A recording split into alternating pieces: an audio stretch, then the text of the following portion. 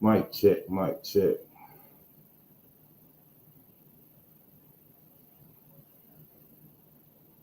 Mic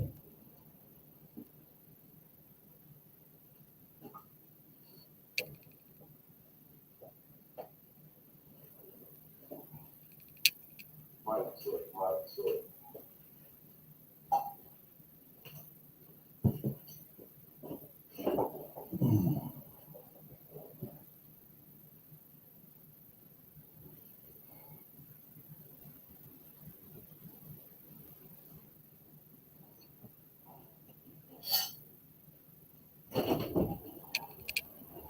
Huh? Oh.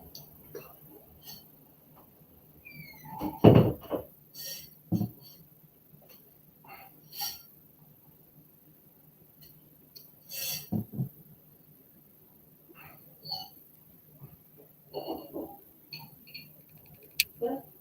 Oh.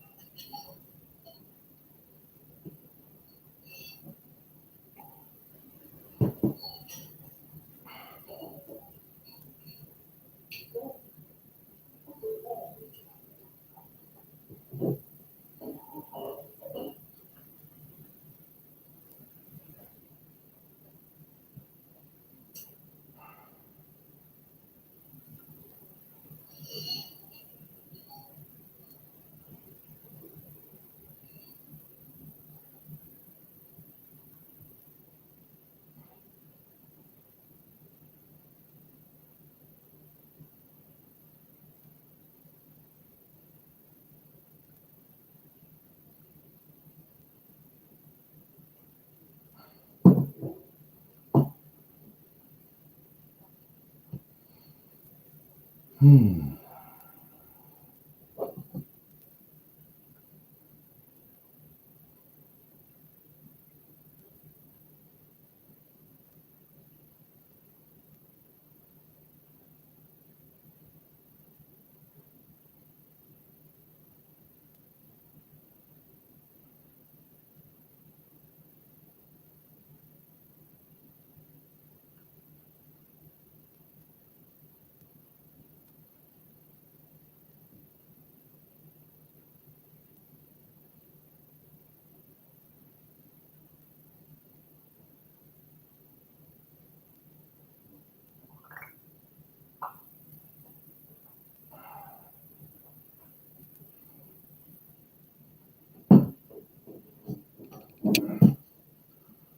What's up? What's up, everybody? Welcome back to the P-Ave Perspective with Mr. O'Neill.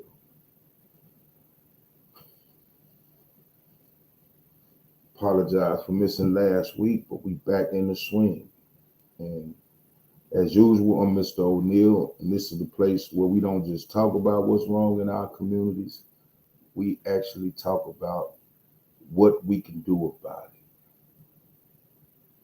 Thank y'all for tuning in tonight, whether you watching this live stream or whether you watching the video later that I post on YouTube on the P-Ave Perspective page. Hey, I appreciate you tuning in. But like I always like to say, complaining doesn't build communities. Talking about problems don't build communities. Pointing fingers at each other or pointing fingers and blaming others does not build communities. Ownership builds communities. Discipline builds communities. Planning, working together, and most importantly, thinking long term and not just thinking in the moment. But as y'all know, today we're going to talk about really building wealth, building black wealth, man, building wealth through real estate. And we're going to discuss it in the context of our own communities because there's so much untapped potential in our communities, especially here in Shreveport. And like I said, it's probably that way in other places too, but a lot of places, have, been gentrified. A lot of black communities, and I know one of them is in my neighborhood, South Dallas, it's been gentrified. And now it's to the point where, like I was telling people years ago, it's to the point where, it's priced out of a lot of people's range to even stay in the hood now. And like, it's crazy, but I saw it coming. But again, Shreveport is different. There's so much untapped potential, you know what I'm saying, here in Shreveport. And tonight we're going to talk about ways that we can capitalize on it if we really put our minds to it. But like I said,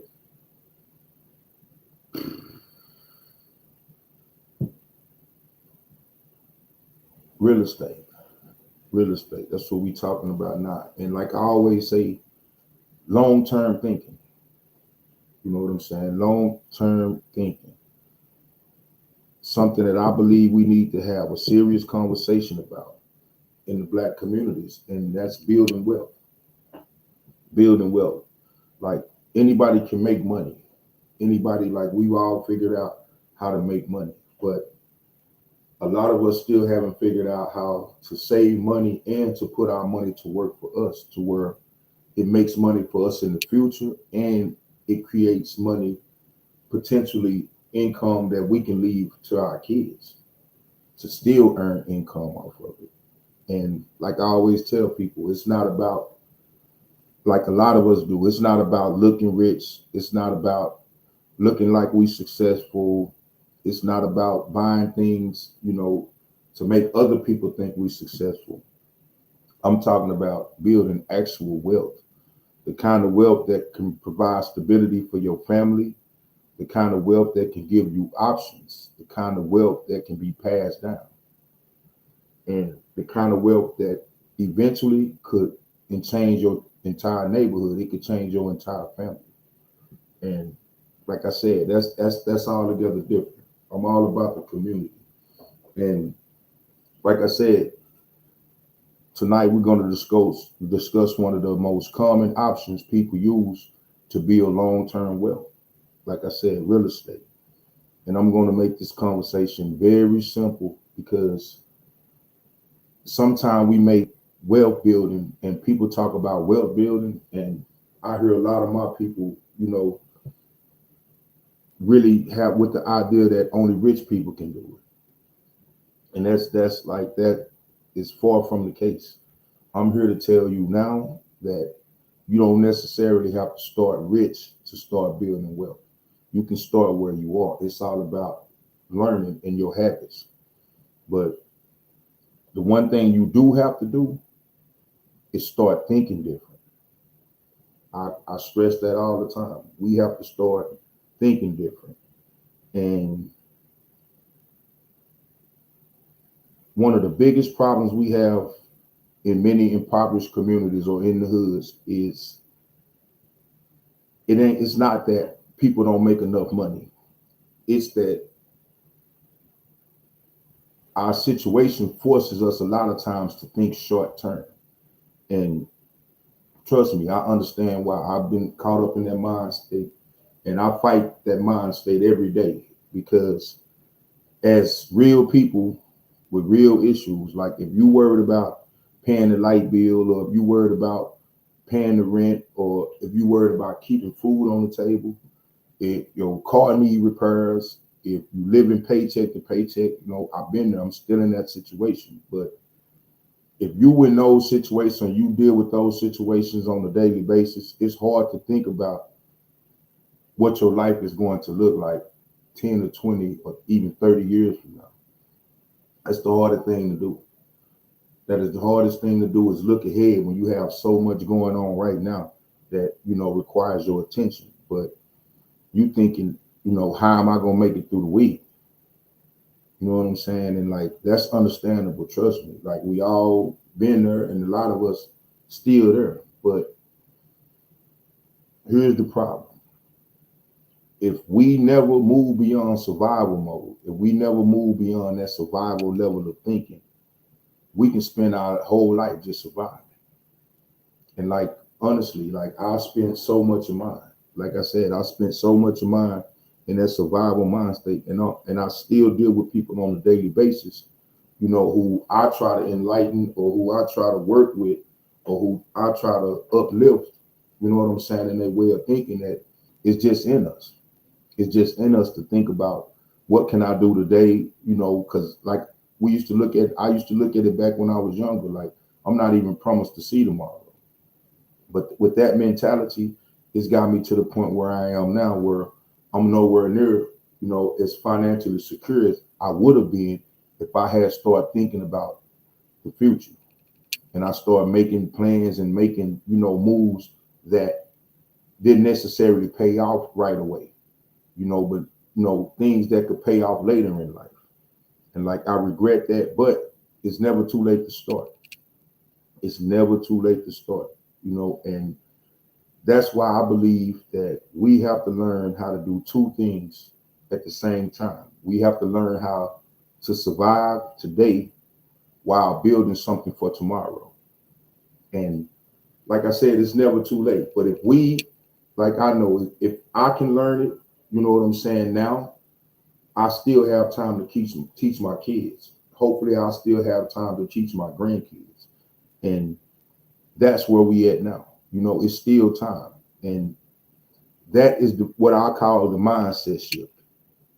And like, let me give you an example. Like, let's say somebody receives $1,000.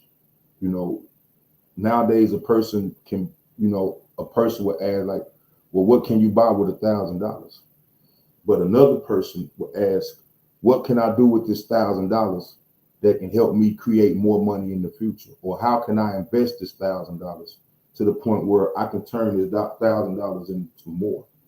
And a concept, you know what I'm saying, that I peeped a long time ago. Like, and I know a lot of black people can relate to this, but when I was younger, my mother used to tell me all the time that money don't grow on trees. You know what I'm saying? And I never understood, what that means. But then as I got older in life, I ended up reading about a money tree. And I'm like, a money tree? Like, it piqued my interest because, like I said, we as black people, our parents stress that all the time. Money don't grow on trees. But then when I started looking into the concept of the money tree, I realized that it made perfect sense. And the concept of the money tree is looking at your dollars as seeds. And if you plant seeds, if you plant money or invest money the right way, those seeds will grow into what is referred to as a money tree. And those seeds can keep producing money, for as long as, you have it invested. For as long as you have it invested. And I know a lot of people, it won't make sense to you, but think about it, like you said, investing. If you invest money into the right investments, that small investment of say $1,000, can earn you money, not just in your lifetime, but if managed right, it could earn your kids money. It could earn your grandkids money. And just like I said, like once I, really peeped the money tree idea and the investment idea, I attacked it and did my best to learn all I could about it. But like I said, what can I do with $1,000 that can help me create more money in the future?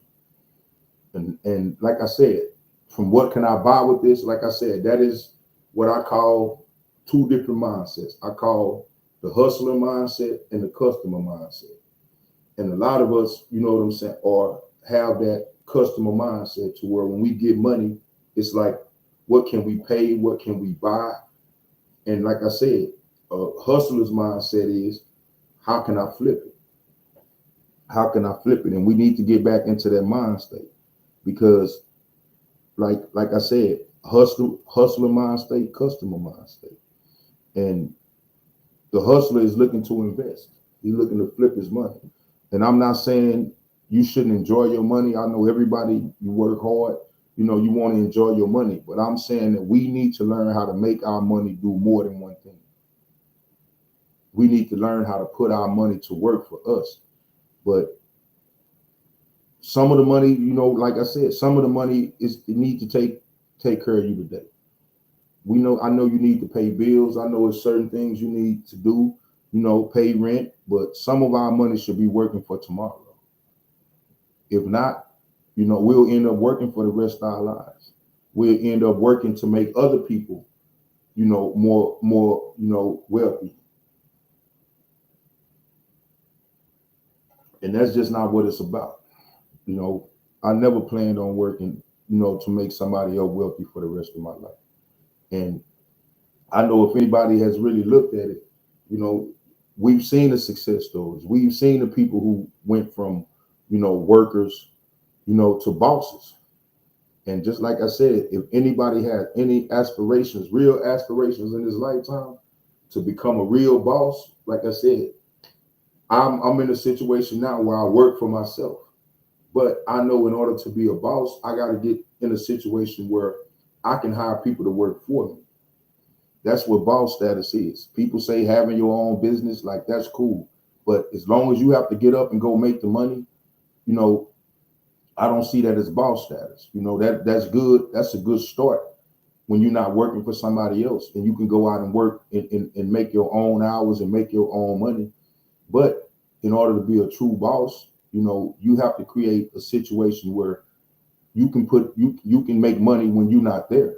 You can make money. Your money is not dependent on you putting in the work. You can hire other people to make the money for you, or you can invest it and generate money in your sleep. But let me ask this question. I always ask questions, you know what I'm saying? Y'all share y'all ideas. But when you get extra money, what is your first thought? What is your first thought? Is it what can I buy? Or is it what can I build? And drop your answers in the comments. But tonight we talking about changing the question from what can I buy to what can I own? What can I own? But people might ask, like, why real estate? And to that question, I say because real estate can potentially provide several benefits at the same time. Number one, real estate can provide ownership. And it's all about ownership and being a boss. But when you own property, you own an asset.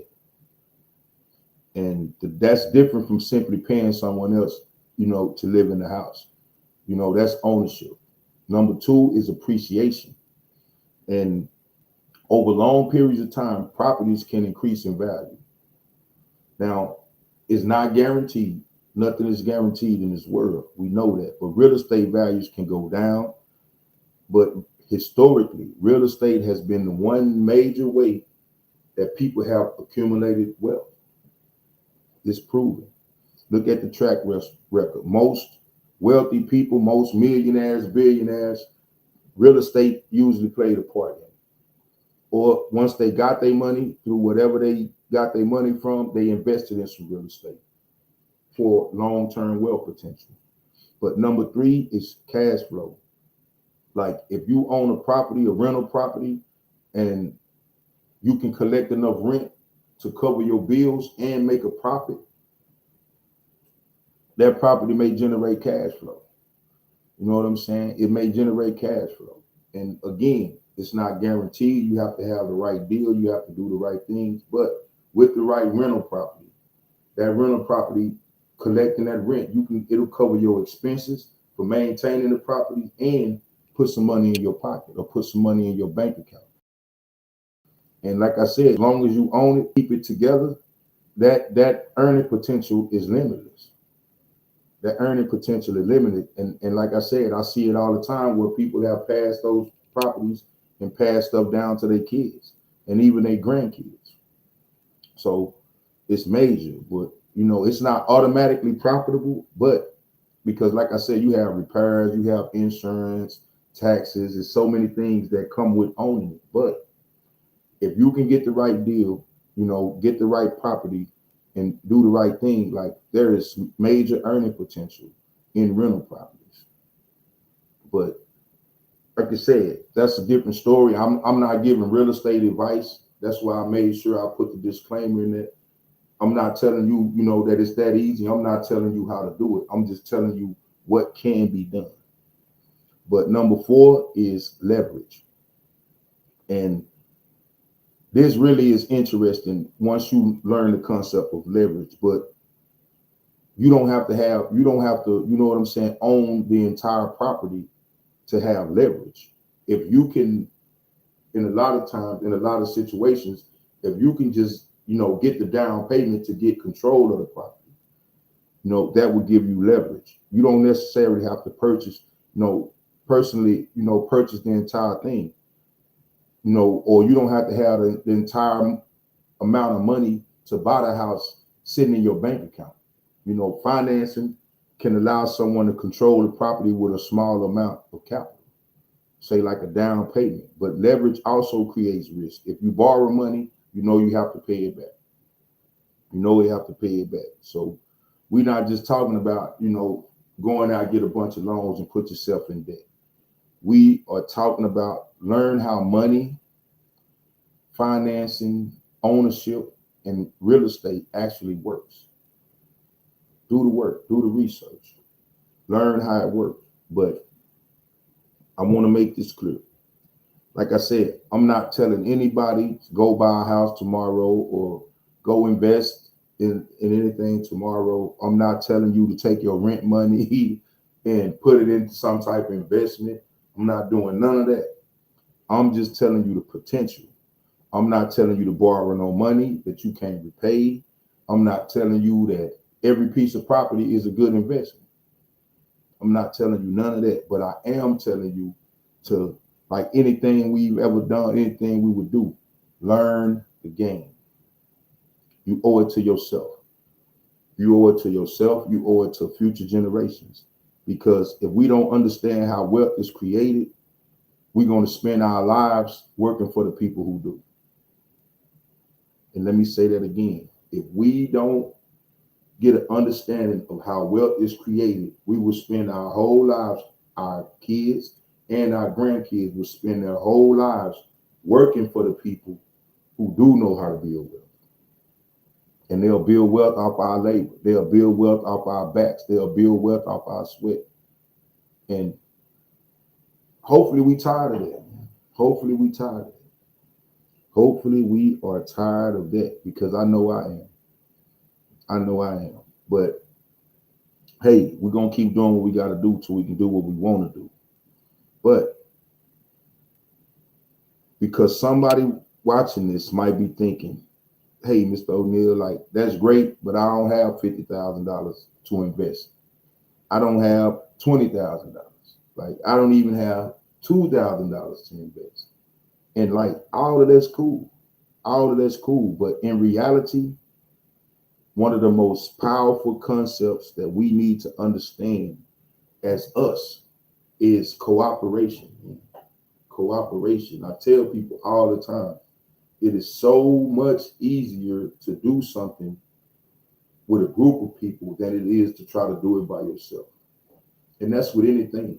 And like I said, I stress that to my people all the time, because we have gotten to the point where we are less willing to work together, and we are more likely to try to outshine each other and try to, one up each other and outdo each other. And I'm telling you, if you don't know already, that's the hardest way. You can't do anything by yourself. You know what I'm saying? And people say independent. I'm a general contractor and handyman. But, I can say, well, I you know what I'm saying? Like some people might say, I'm independent, I make my own money. But even in that capacity, I'm dependent on my clients. I'm dependent on my customers. If none of my customers call me with the work, I don't make the money. It is what it is. So nothing you do, whether you sell clothes, whether you sell food, you might have your own restaurant, you may cook, you may do all of this, but it's all dependent on the cooperation of other people, whether you're successful or not. So we have to understand that we can't do it by ourselves, no matter what it is. And we need to get back into that mindset of teaming up, partnering up, and cooperating and working together to make something happen. You know what I'm saying? Like, you don't always have to invest alone. That's not how it goes. Like, 5 people who come together and put $2,000 a piece in the pot, they got $10,000. That's way more to work with, you know, than trying to do it on your own. 10 people putting $1,000 in, $10,000. You know what I'm saying? 20 people putting 500 apiece, $10,000. Like, it sounds so much easier because I know people can come up with 200. People can come up with 500. People, you know, someone can come up with 1,000. Especially, like I've been telling people for years, especially around income tax time, because I have watched us blow money fast. I have talked to so many different people on my own, people that I know personally, and say, hey, let's take, you know, like we say, 2 bands. Let's take 3 bands, you know, 1,500 from income tax, and let's put it together, man, and let's try to make something happen. Now, just like I said, just you can't. It's. I'm saying it as it's being easy, but I know you can't invest with everybody. I know this. You know, you can't invest with everybody, and just because you invest in you know, make an investment, buy an investment, that don't make it a good investment. But like, it begins with thinking outside of the box. You know, chopping up with people, seeing who have the same mindset that you have. You know, getting with people, talking about it. You know what I'm saying? Like that. That's one of the main things that I do in me being me. I try to talk to everybody that I'm in communication with about the moves that I'm trying to make. And people like, oh, don't tell everybody what you're trying to do because people will hate on you and people will is like, we are so, you know, backwards as a people with our way of thinking. And just like I said, people were like, oh, don't tell people what you're trying to do. They'll wish bad on you or they'll do it. Like, I don't care because I know for a fact I can't find like-minded people if I don't share what I'm trying to do with people. Oh, don't tell people your ideas because they'll steal your ideas. I've been there. I've done that.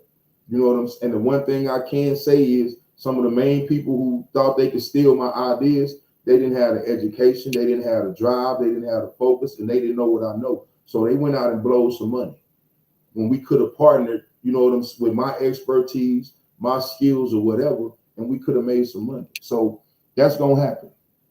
That's gonna happen. I've never, you know what I'm saying, cared about people stealing my ideas because the crazy part about it is I've never witnessed yet a person that steal my idea and become successful. And to me, that really kind of hurt because I want to see my ideas become successful. But like I said, in order to get, you know, to make pool some money and make it work for you, you still need to find a good deal. You still need the proper legal structure to make sure you're protected. You need, you know, ownership. You need to discuss ownership. You need written agreements. You need the right financial records. You know, you need to do your due diligence on finding the right property. And you're going to have responsible management of the property. But aside from all that, the concept of cooperation and co-oping and partnering to do something is so valuable for people with limited, you know, capital. That is so valuable and so powerful if used properly. Like, we can combine limited resources to pursue opportunities that may be difficult to pursue as an individual. Together, we can make more happen. If I could find the right 5 people with the right mindset and the right resources, I believe I can make anything happen. Honest and truly. I've seen it done. If you can, you know, whatever you're trying to do, if you can find 5 other people with the same mindset trying to do the same thing, y'all could do it and it'll be so much easier. 5 working together doing anything is always more powerful and more valuable than 1. But you do have to find the right people. And I know that's hard. It's easy to talk about, but like, believe me, I've been trying to do it. But that's where I want to introduce like 3 simple models for real estate. If you really know what I'm saying, wanted to get into real estate and you really had a group of people, you know, that was interested and wanted to work with you. Model 1 is the real estate partnership. And That's basically like two or more people purchase an investment property together. It's simple. And an example, let's say four people decide that they want to invest.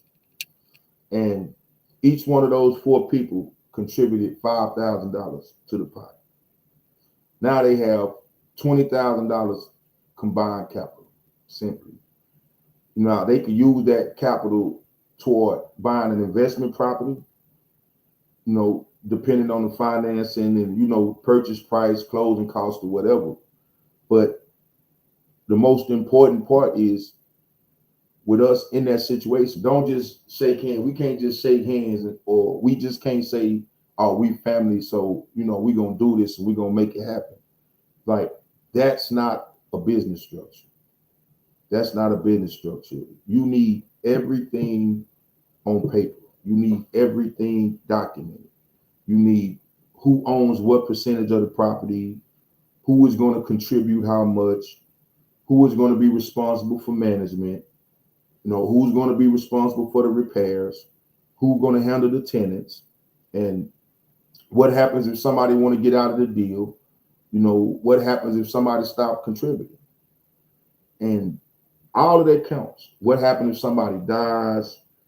What happened when the property loses money? Like, all of those things have to be discussed, and all those things have to be decided in order to keep everything straight.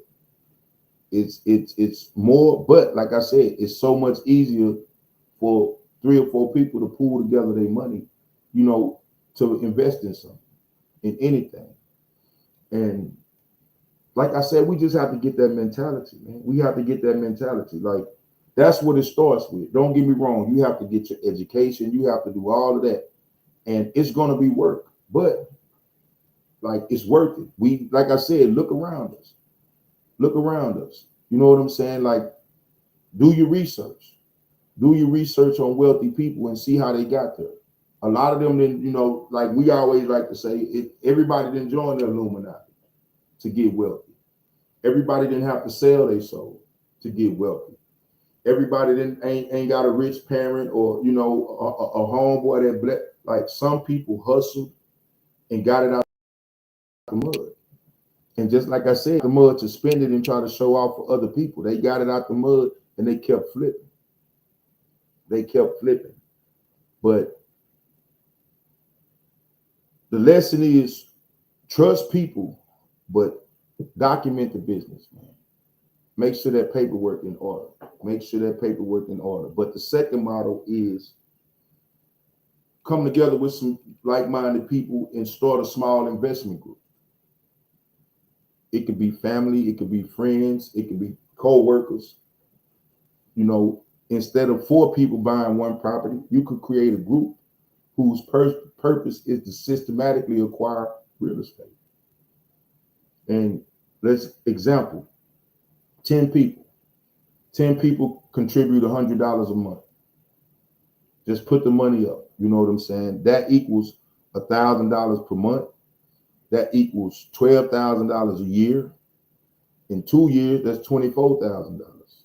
3 years, that's 36. Now, imagine that while that group, you know what I'm saying, is coming together and putting that money to the side, that while they're doing that, they're learning about real estate. They're just not saving money, but they building capital. The money, they building knowledge with the real estate, experience, and you building relationships. And that's what take you from just making it and just surviving to establishing wealth, man, and building wealth. But eventually, depending on the group's legal structure and finances, they can potentially use the accumulated capital toward an investment property. But another important point, you don't need everybody to be able to contribute the exact amount. In the case of me, and things I've tried to do, I do the work. You know what I'm saying? I rehab houses. Remodel houses for a living. So a lot of times I'll be looking for the investors. So if you know what I'm saying, an investor and you don't know how to do the work, like, You can partner with, the right general contractor. You can partner with the right. You can partner with a plumber. The plumbers, you can put a plumber in your group to where while you're investing capital, he invests work hours. Y'all can figure that out. Because everything he does on the house is valuable, and that could be his contribution. I know with an investor, with a plumber, with an electrician, and with me as a handyman, we could come together and invest capital, invest, sweat equity is what they call it, work hours working on the house. We could come together with the right investor and all invest on the property. And it would cost us even less then because we spending what we have. We spending what we can contribute, and like you said, some might have the capital, some might have construction experience. Some people might understand accounting, some might understand property management, some might have property management experience. It's so many things. Somebody might be good at finding the properties, somebody might be good at, getting the financing, working to get the financing. Some people might handle marketing, you know what I'm saying, to try to get, people in the house, get tenants in the house. But the key is making sure the contributions and ownership arrangements are defined clearly and like I said, legally documented. That paperwork got to be right, man. That paperwork got to be right. But the bigger picture is we not just building a property. Man. That's not just building a property. That's building collective capital. That is learning how to invest together. Is learning how to manage, that is learning how to analyze deals, that is learning how to negotiate, that is learning how to maintain the property once you get it, that is learning how to create businesses around those same properties. That's how you build an ecosystem, and that's how you build wealth. That's how it's done. That's how it's, and I don't want to make it sound easy. Like I'll stress, nothing is easy. Nothing is easy. But I would say to me, it's harder for me to work with somebody else and make them wealthy than it will be to get out there on my own. And that's why I stay striving for that. But model 3 is buying and improving the property in your own community. And like, this is what I believe more of us should do. This is what I believe more of us should do in our community. And this one here is what I'm really on. Like, imagine people from any neighborhood, you know what I'm saying? When we talking about Shreveport, so Cedar Grove, Queensboro, anywhere, Hollywood, it could be anywhere. Imagine a group of people from that neighborhood forming an investment group. And instead of watching your neighborhood continue to deteriorate, what if we start buying some of the properties in the neighborhood? What if we started buying some of the properties in our own neighborhood? What if we came together and took an old ran down house? I've seen a couple of people do it. I actually worked with a lady, when I first moved back to Shreveport, I actually worked with a lady who did it. You know what I'm saying? And I remodeled the whole house for her, that she bought for cash and put her money into it. And just like I said, rented it out for Section 8 and had a nice little piece of change coming in. But you can do that in your own community, in your own neighborhood. Like the houses you look at and say, that's raggedy, that like it's making your property value come down. It's bringing your property value down in your own house. But what if we start asking, what's the potential on it? How much would it cost us to buy it? How much money will we have to put in to remodel it? And then how much could we rent it for? And not only, could you rent it and potentially make some money, you actually get to choose the people that's coming into your neighborhood. You get to choose, a better quality of people who move in the house, who buys the house if you want to sell it, or, like I said, who you choose who you rent it to.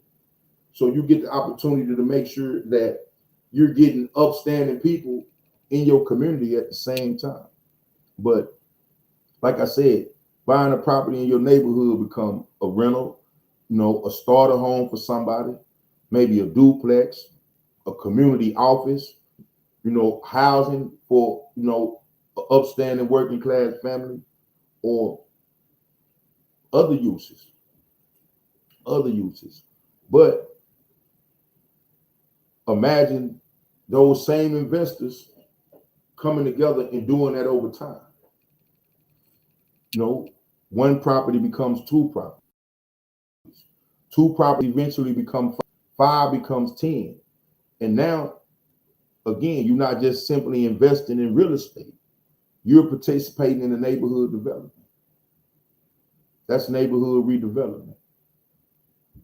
That's building your whole neighborhood up. That's building your property value up. That's building the standards of your neighborhood up. And we cannot simply buy property and call it a community development. The investment has to actually create value in your community. That means we should be thinking about, like I said, who lives there, who benefits from the property. Are we improving the property? Are we creating safe housing?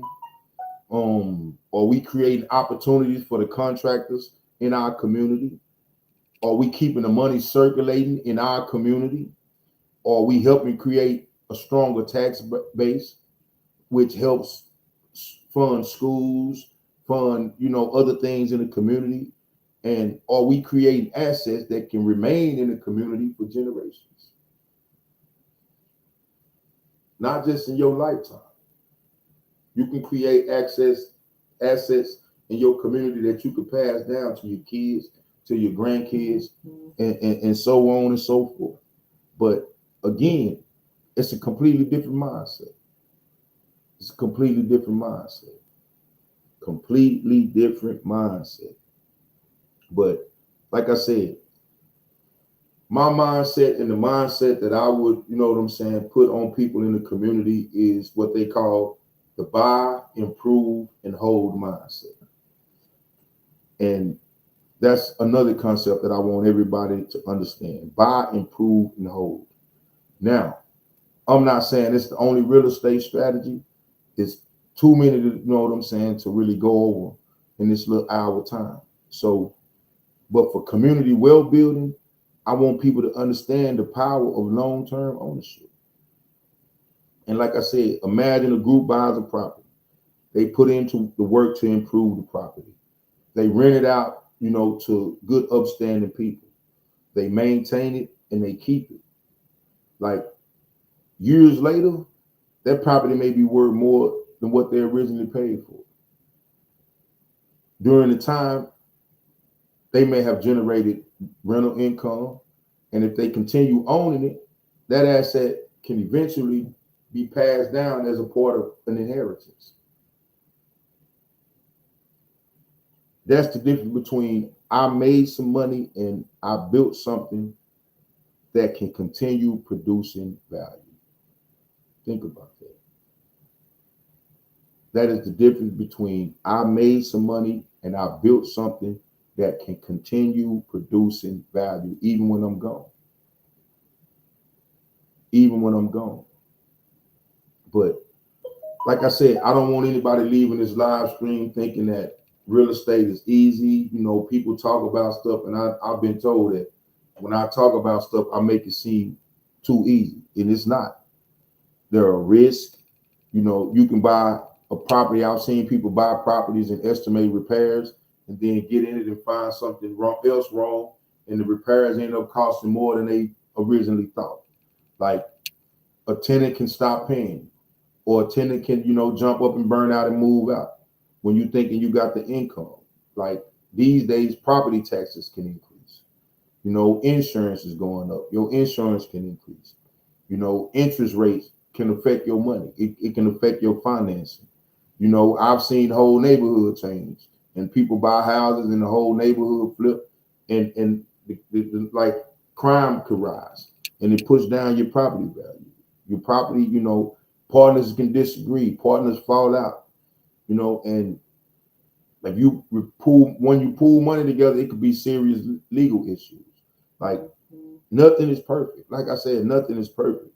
But that's why I'm gonna say this again. Like you have to learn the game. You have to learn the game. You have to get good professional advice before pooling your money with other people. Talk to an attorney, talk to a financial and tax professional, about how to set it up, how to run it, how to maintain it. Like, do your due diligence. Depending on how the investment is structured, you know, security laws and other regulations might apply. It's not as easy as, just one, two, three. And I'm gonna say this: don't go to YouTube and just look up YouTube videos like everybody do. Don't be, listening to these Facebook posts, and don't even listen to the live stream that's giving you legal advice. That's why I made it clear I'm not giving you legal advice. I'm not telling you how to do it. I'm just giving you the ideas. You have to do your due diligence. You have to learn the game. I can sit here and tell you that you can make money hustling, but everybody that hustle know you have to learn the game. You just can't jump out there. You just can't, you know what I'm saying, buy you some wholesale products and jump out there and start slanging. You have to do your work. You have to do your due diligence. You have to do your research. You have to, make sure, you have whatever legal paperwork, legal business setup, or whatever you need before you jump out there. And like I say, that is the key. Learn, research, ask questions, and get it documented. Get it documented. That's part of being a serious investor, man. You got to do it right. But like I always say, I always talk about prosperity, but prosperity is not just about having money. It's about developing the mindset, the knowledge, the relationship, and the systems necessary to create continued or sustainable progress. It's not just about having money. It's about putting that money to work for you and making that money continue to work for you and continue to grow. Plan that money tree. Plan that money tree. We have to stop thinking, how can I get ahead, and start asking, how can we get ahead? How can we get ahead? I guarantee you it's so much easier with we than, and like I said, that's a totally different question. Because if one person become wealthy and the neighborhood stays poor, that's individual success. And I wouldn't want that, really, because I had a type of heart to where I'm gonna try to look out for everybody anyway. So I don't want to become wealthy by myself and everybody depend on me. I want to bring people up with me. I want us to get wealthy because I see with other people and other nationalities and everything, when they get wealthy together, it's harder to fall off. Because if I get wealthy, you know what I'm saying, and the people around me are not wealthy, I could fall off and lose that position. But if more people around me, if we come together and build wealth together and get money together, it's less chance of me falling off, because if I do, I have other people who we've got there together who will help me out and help put me back in position. And that's how I look at it. So what happens when 10 families begin to acquire wealth rather than one person? What happens when 20 families start investing together? What happens when local contractors, we hire local contractors, or the people can hire local contractors to renovate the properties? What happens when local businesses provide the materials? What happens when young people see adults actually owning property? What happens, when you start teaching your children, more about mortgages, about investments, about business ownership, about credit, about real estate? Now we talking generational change. That's generational change. And that's the goal. That's the goal. And if it's not the goal, I'm not talking to you. I'm not talking to you. But like I said, I want to leave you, as always, I like to put some on your mind before I get out of here. But I want to leave you with 3 questions. Number 1, what am I doing with the money I have today that can benefit me tomorrow? What am I doing with the money I have today that can benefit me tomorrow? Number 2, what assets can I eventually own instead of continually paying somebody else to use? What asset can I eventually own instead of continually paying somebody else to use? And number three, who can I build with? Who can I build with? Because I don't have $100,000. I don't have 50,000. I don't have 10,000. But what do you have? Do you have 100? Do you have 500? Do you have knowledge? Do you have skills? Do you have time? Do you have relationships? Do you have a desire to learn? Do you have that? Any of that? Because well building doesn't necessarily begin with don't always begin with a lot of money. Most of the time, it begins with a different mindset. That's where it starts. That's where it starts. But we have to stop teaching our children only how to get a job. That's easy. We need to teach them how to earn. We need to teach them how to save. We need to teach them how to invest. We need to teach them how to own. We need to teach them how to build. We need to teach them how to protect. And eventually, how to pass it down. We need to learn that. So many of us need to learn that. Because my goal isn't, and I know people, my goal isn't just to make it out of poverty. My goal is to build something that makes it harder for the next generation to fall back into poverty. That's what we need to start thinking. I don't want to just, climb out of poverty. I want to make it harder for my kids, and I want to make it harder for my grandkids to fall back into poverty. I want to build something that they can continue to build and from generation to generation. That's long-term thinking. That's ownership. That is community empowerment. And like I tell people, that's what the prosperity movement is all about. That's what it's all about. So before you spend your next dollar, ask yourself, am I consuming something or am I building something? Am I a hustler or am I a customer? You got to make up your mind. You got to think about it. You got to talk about it. And most importantly, you have to do something about it. But this is Mr. O'Neill. This is the P-Ave Perspective. And I'll see you all next Thursday at 8 p.m. But until then, stay focused, stay disciplined, build something, and let's learn how to prosper together. Let's learn how to prosper together. Peace. Y'all take it easy.